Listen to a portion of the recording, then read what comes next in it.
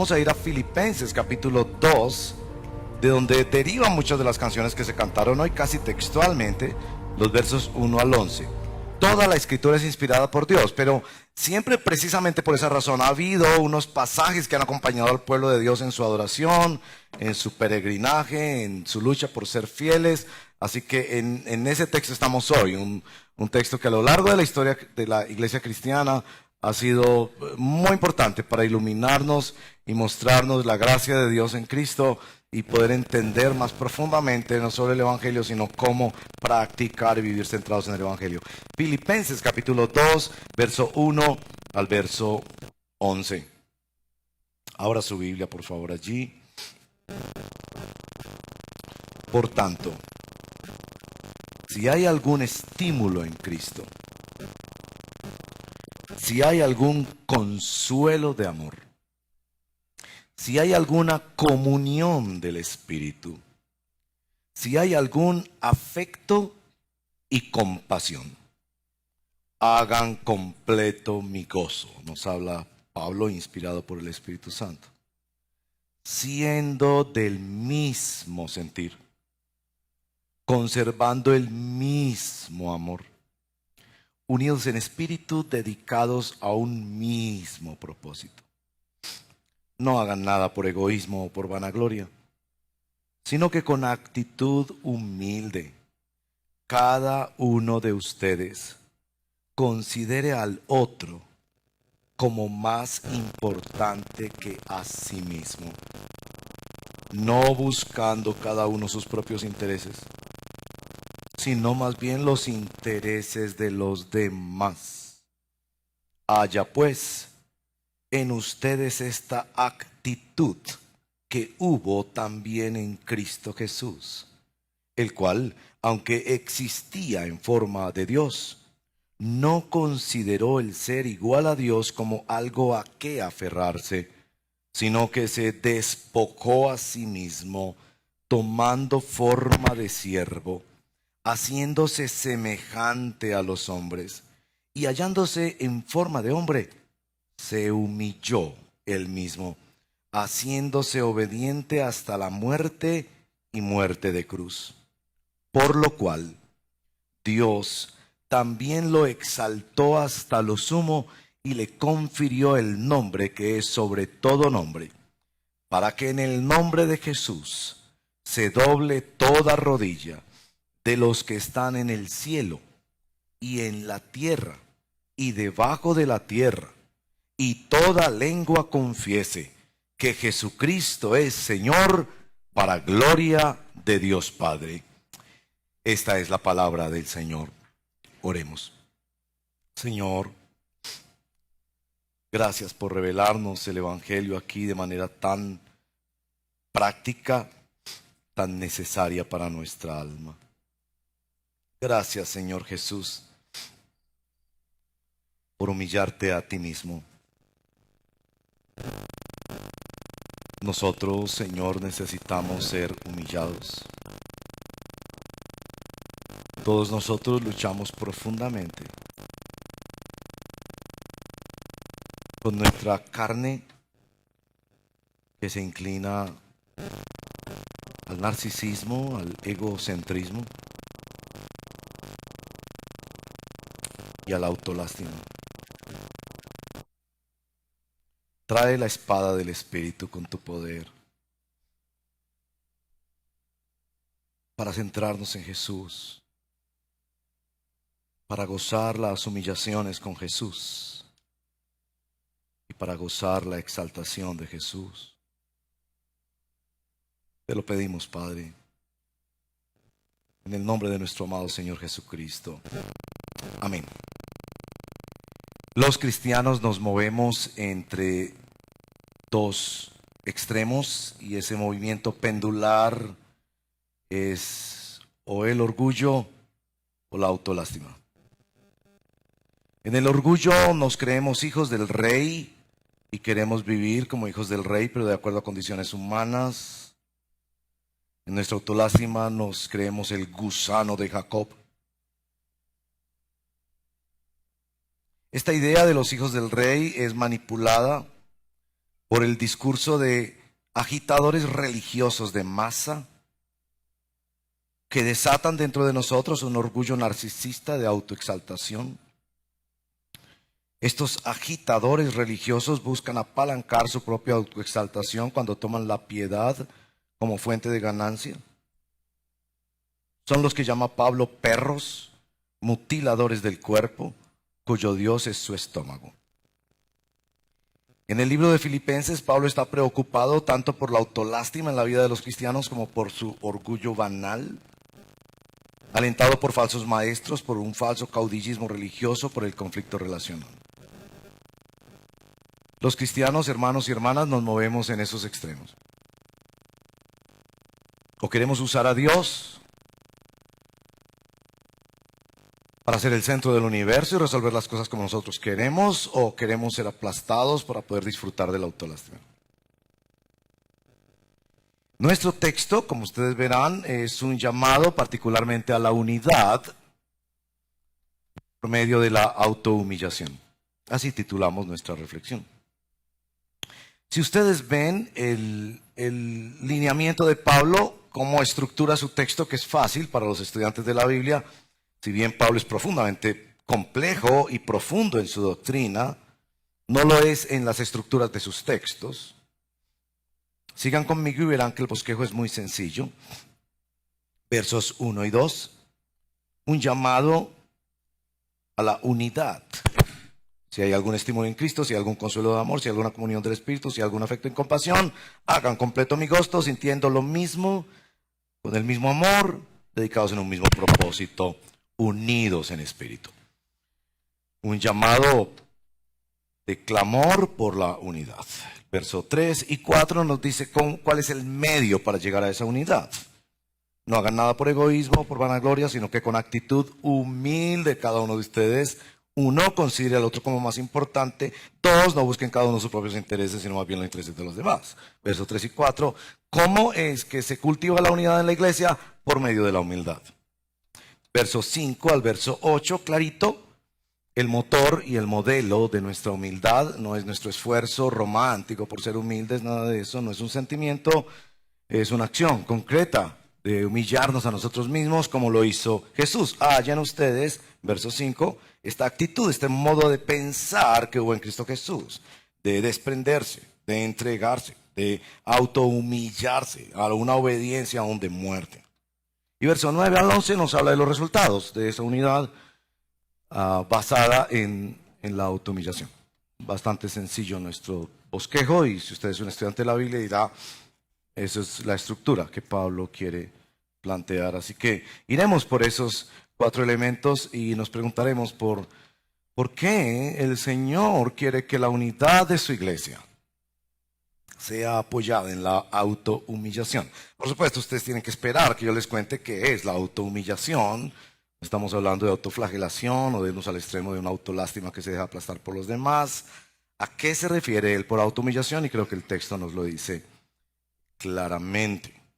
Después de presentarles esto, haremos una aplicación, y la aplicación será especialmente sobre los rebaños, porque vamos a animarlos a todos a participar en rebaños, y también hoy vamos a celebrar la Cena del Señor juntos. Primero, un clamor por la unidad. Noten los versos 1 y 2. Todos estos componentes, sí hay, sí hay, sí hay, sí hay, entonces estén unidos. Nos está diciendo claramente que una demostración de la vida cristiana es la búsqueda de unidad. Bueno, yo no puedo conocer toda la gente de una iglesia local, no me puedo aprender todos los nombres, pero los rebaños, los grupos en las casas, me dan la oportunidad de tener durante la semana personas que me acompañen en mi oración y que yo puedo acompañar en su oración. Puedo tener un grupo de personas con las que puedo ser vulnerable y mostrar mis necesidades y confiar que ellos me ayudan, me exhortan, de hecho me corrigen en lo que es necesario. ¿Qué tan importante es la unidad del pueblo de Dios para ti? ¿Sufres porque ves desunión en medio del pueblo de Cristo? No solo en la iglesia local a la que pertenecemos, sino también aún más allá de las fronteras de la iglesia local, la iglesia universal.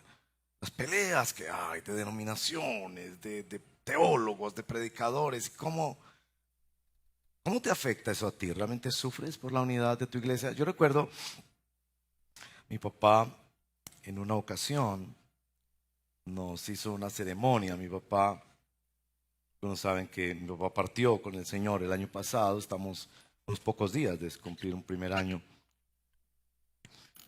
de la partida de mi padre, que también fue un pastor bautista, los que no sabían eso. Él hacía ciertas ceremonias, a veces en su estilo de comunicación, muy serio.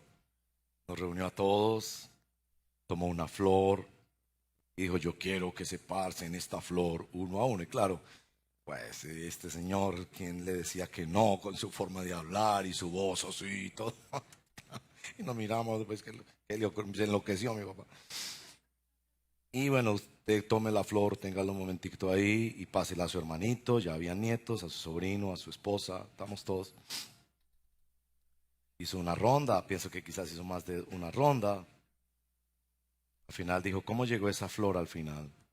Claro, pues con esa seriedad todavía hemos cuidado mucho que la florecita, no sé, porque algo tenía que decirnos con la bendita flor. Al final dijo que la ruptura y el daño de la unidad de esta familia no sea tu culpa. Con eso terminó. La unidad es algo delicado en medio del pueblo de Dios. Usted no sabe si una pelea suya con otro hermano en Cristo va a dividir el cuerpo de Cristo. Ustedes pueden entender, por eso que Pablo en el verso 2 dice: hagan completo mi gozo. Pablo no solo estaba pensando en pasar bueno él y que los hermanos lo quisieran mucho y que recibieran sus palabras. A él le preocupaba profundamente la unidad de la iglesia y anhelaba que eso ocurriera y se viera que estamos unidos en una misma causa, en un mismo sentir, en un mismo espíritu, estimulados por Cristo.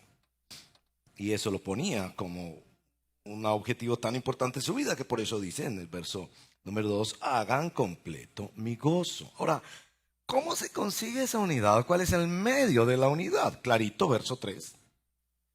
Sino que con actitud humilde cada uno de ustedes. La palabra actitud allí es manera de pensar. Se repite 3 veces en esta porción, pero es una palabra favorita del libro de Filipenses. La actitud, la forma de pensar, la cosmovisión, la forma de entender la vida. Ellos quieren que Él quiere que entiendan la vida desde la perspectiva de la humildad. Recuerdo que un amigo me habló una vez de una iglesia donde el motivo de toda la congregación era como su gran eslogan, así como nuestro eslogan allá de que vivimos y predicamos el evangelio de la gracia con gratitud, gozo y generosidad por la gloria de Dios. En esa iglesia era la humildad, y cada domingo se preguntaban: ¿cómo viviste la humildad esta semana? Aquí nos dice que la humildad tiene estas 2 condiciones. La primera es considerar al otro como más importante. Poner al otro por delante. Y verso número 4, sus intereses o necesidades, ponerlos por delante. Ustedes saben que lo he comentado ya, que el eslogan de hoy en día para el matrimonio es: yo me caso para ser feliz. Entonces, bueno, con ese eslogan se casan, y entonces el cónyuge no quiere al perrito con el que ella o él llegó al matrimonio. Entonces, mi esposo no quiere a mi perrito y yo no me casé para ser infeliz. Conclusión: me divorcio. Y ese es un terrible error. Yo les he enseñado que es exactamente lo contrario. Tú te casas para hacer feliz a otra persona. Totalmente distinto. Te lo puedo mostrar en Efesios capítulo 5. El matrimonio es un ministerio donde tú aprendes a vivir para otra persona. Y para eso se requieren dosis extraordinarias de humildad. Ahora, si tú quieres, la fórmula para destruir un matrimonio es esa: que cada uno esté trabajando para su propia felicidad. Y si tú quieres la fórmula del éxito de un matrimonio, es que cada uno está trabajando para la felicidad del otro. Mi amor, no, tu perrito primero. Mi gatico puede esperar. No, mi amor, lo que tú quieras, al restaurante o al lugar donde tú quieras ir, está bien. Yo yo soy feliz y tú eres feliz. Y mi amor, yo puedo aguantar con estos zapatos rotos un mes más, pero yo sé que tú te quieres comprar esos zapatos. Cómpratelos tú, porque en serio, tu felicidad es mi felicidad. Eso sería maravilloso en los matrimonios, ¿cierto? Wow. Aquí él está diciendo que para eso se necesita la humildad. Yo no sé si ustedes conocen la historia, esto es un cuento ficticio de un hombre que tuvo un sueño sobre la felicidad y la infelicidad. En el sueño sobre la infelicidad era una mansión con un banquete hermosamente servido, la decoración era primorosa y en el banquete había las comidas más deliciosas que se podrán imaginar. Era el sueño sobre la infelicidad, pero él notó que era un banquete que aunque era maravilloso y todo el mundo quería estar ahí, los invitados al banquete no tenían codos. Para que aprendamos a darle las gracias al Señor por los codos. ¿Usted le ha dado gracias al Señor por los codos? Es decir, no podían acercar la comida a sus bocas. Entonces se tiraban la comida y aquello se volvía un pandemonio porque regado, mugre por todos los lados, se molestaba porque uno le caía la comida del otro, porque no podían doblar sus codos. Era un banquete maravilloso, pero no podían doblar sus codos, no podían alimentarse bien y eso fue el sueño sobre la infelicidad. Después tuvo un sueño sobre la felicidad. Un banquete primoroso, la decoración, el mismo castillo, el mismo banquete, la comida exquisita, todo extraordinario. Y las personas que estaban allí no tenían codos, pero estaban uno alimentando al otro, usando sus manos para alimentar al otro. Y ese fue su sueño. No sé si habían escuchado esa. ¿Habían escuchado esa historia? ¿No? El problema de las historias, porque esa es una buena historia. El problema de las historias es que ustedes van a llegar a la casa y no van a recordar que predicamos sobre Filipenses 2, sobre la humillación de Cristo, sobre la humildad, sino que van a salir a publicar en todas sus redes sociales la bendita historia, en lugar de predicar el Evangelio. Por eso es que no me gusta contar esas historias, pero es una buena historia. Pensar en el bien del otro sugiere humildad, pero no lo vean así tan fácil, porque la mayoría de nosotros pensamos en la humildad como una cosa muy romántica, como las estampitas detrás de las puertas de los santos de la religión popular. Una persona con la mirada puesta en el cielo, rostro enjuto, blanco como si no hubiera comido o tomado sol, totalmente desconectado de la realidad. Ese tipo no tiene hijos ni esposa, nada de eso. Oh, tan humilde. No es eso lo que Pablo está pensando aquí. Pablo está pensando que la humildad cristiana es realmente la autohumillación que hace el cristiano. Y por eso los versos 5 al 8 nos presenta la única fuente, el único modelo verdadero de humildad y de autohumillación que conoce la historia, que es nuestro Señor Jesucristo. Aquí no se está hablando de salvación por obras, de autohumillémonos para ganar la salvación. Aquí se está hablando de seguir el Evangelio y aplicarlo a nuestras vidas, de tener vidas centradas en el Evangelio.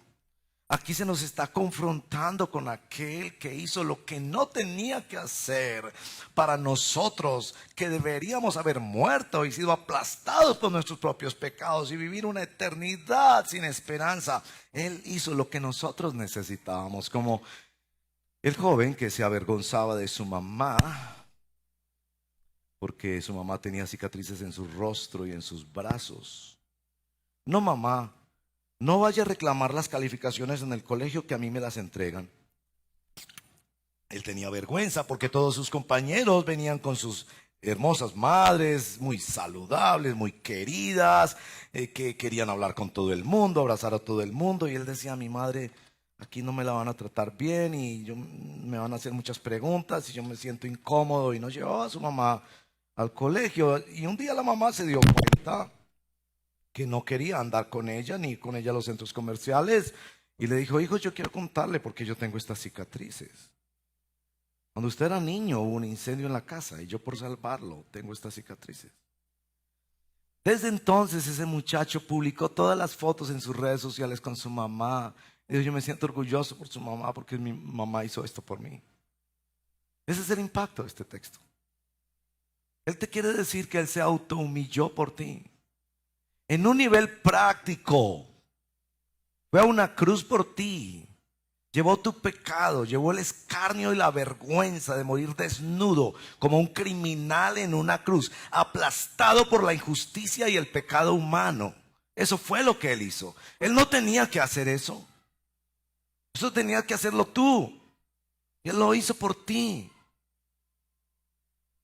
Así que cuando una persona pasa y no te saluda, en lugar de caer en tu narcisismo y decir, uy, no me saludó, yo que soy tan importante, yo soy el centro del universo, y a todo el mundo no lo saludó, y a mí, a todo el mundo lo saludó, y a mí no me saludó, y entonces no voy a inventar todas las historias en mi mente y no la voy a volver a saludar. Cuando sientas eso, tienes que decir, gracias Señor, que hoy tuve la oportunidad de ser humillado para entender la gravedad de mi narcisismo. Cuando una persona no te da gracias por algo que tú hiciste y se lo dio a otras personas y no te mencionaron en la lista de gratitud, tú vas a recordar que hubo uno que se humilló por ti. No en un saludo o en un reconocimiento de un momento que casi nadie notaría quién se mencionó y quién no se mencionó, pero de uno que murió por ti. El impacto de este texto es que nos quiere mostrar la autohumillación de Cristo.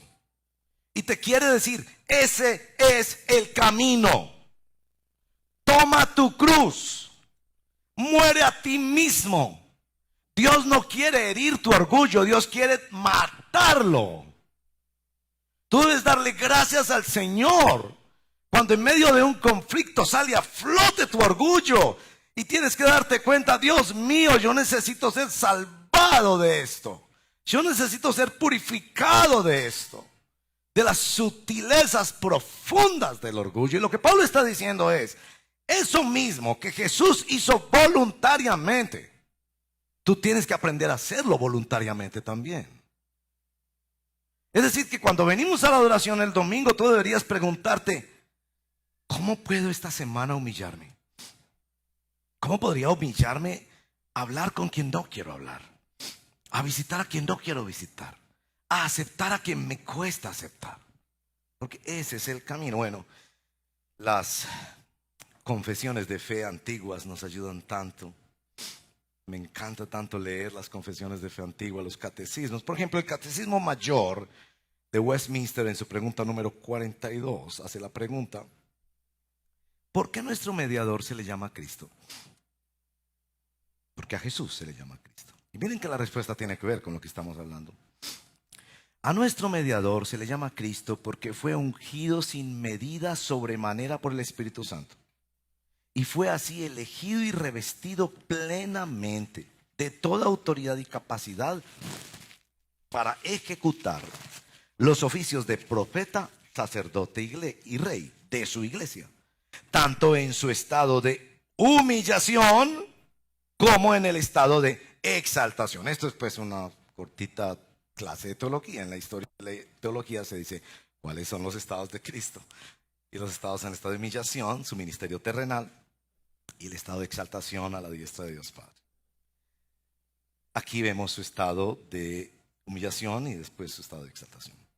Su estado de humillación, Jesús como profeta fue rechazado por su propio pueblo.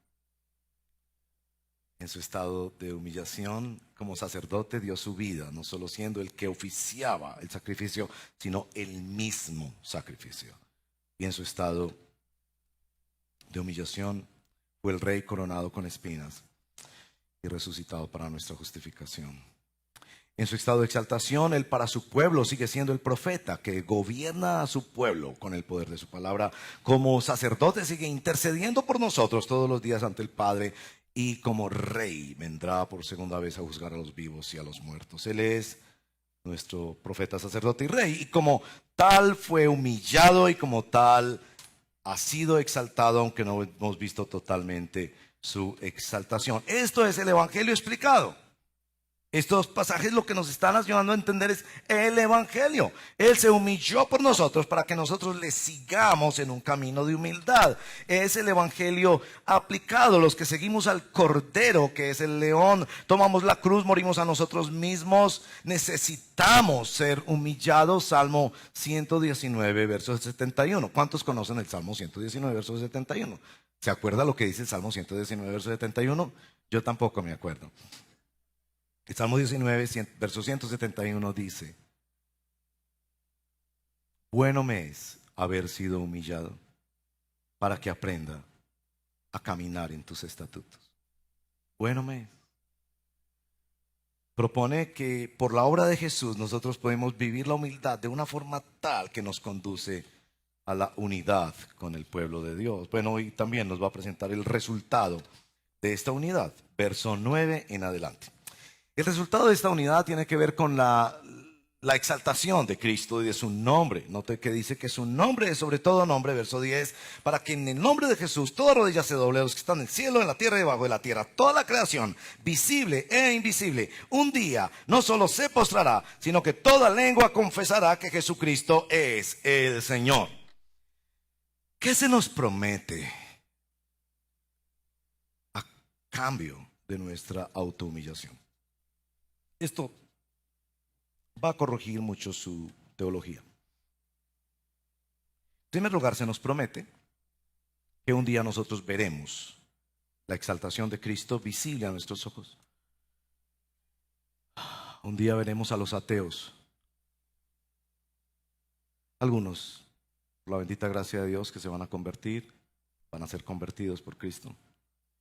Otros que no.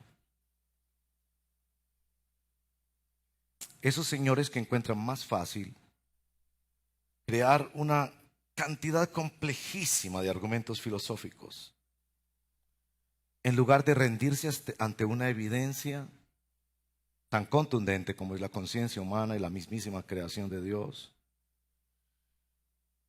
en la que cuando usted contempla la belleza de esta creación, usted no puede más que decir algo que es evidente. Alguien tuvo que hacer esto. Esto tiene que tener algún propósito, esto va para algún lado. Aunque yo no conozca a ese alguien, alguien tuvo que haber hecho una cosa tan hermosa, tan armónica, tan sostenible, a pesar de que los seres humanos lo hemos destruido tanto.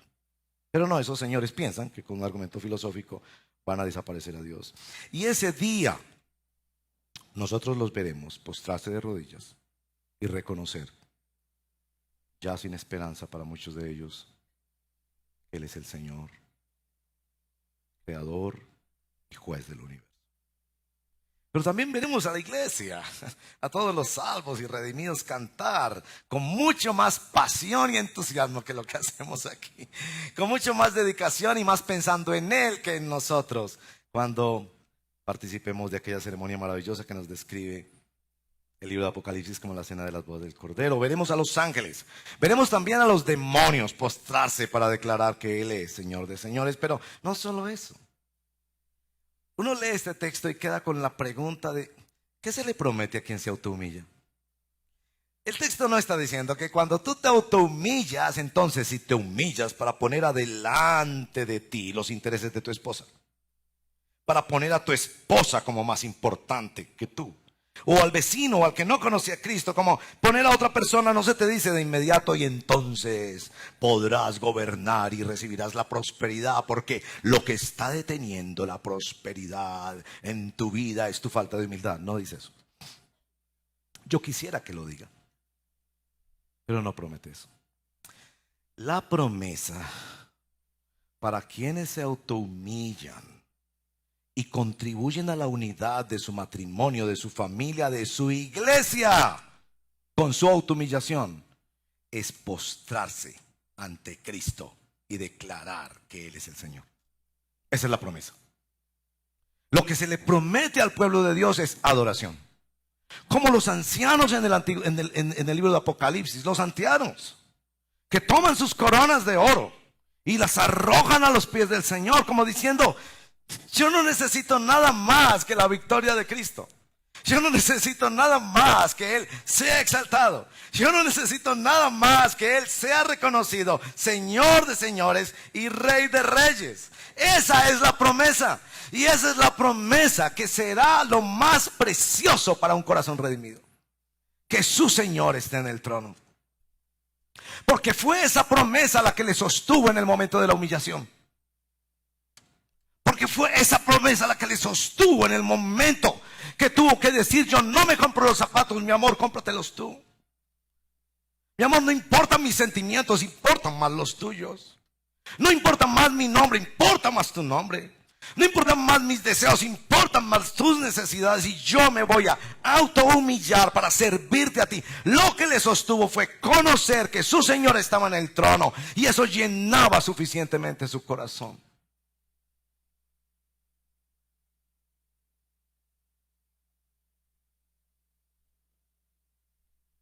La unidad por medio de la autohumillación, que en primer lugar es la autohumillación de Cristo.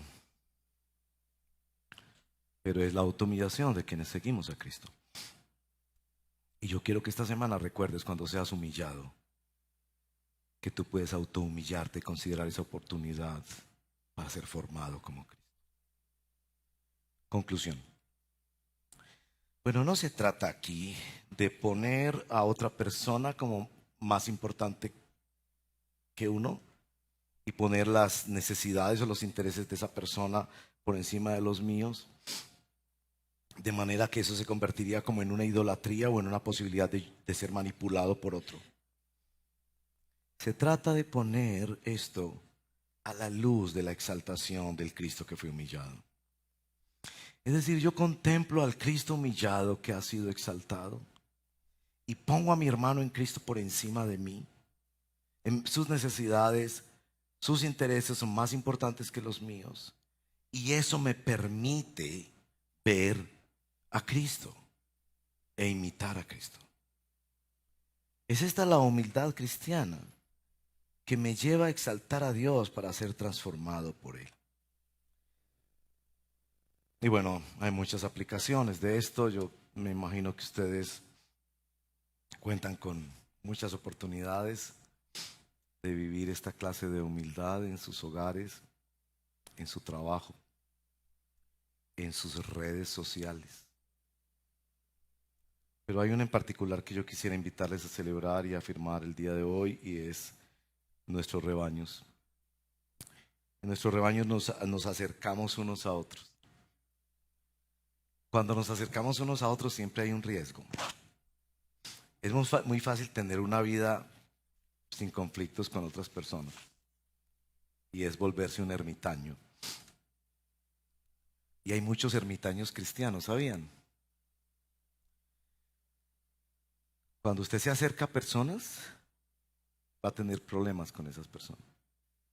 Y a veces yo sospecho que no participamos en grupos pequeños para no ser vulnerables, para no tener que aguantar a otra persona, para que no me conozcan, para yo no generar conflictos o que los otros generen conflictos conmigo. Como de lejitos es mejor. Los rebaños son todo lo contrario. Nos expone a cultivar una forma de unidad práctica. Unidad con quienes me conocen, con quienes tengo que pedir perdón y perdonar, con quienes puedo rendir cuentas y ser apoyado y apoyar. Esa es la vida de los rebaños. Nosotros no queremos ser una congregación donde es domingo. Si usted viene solo los domingos, por favor, no viva así su vida cristiana.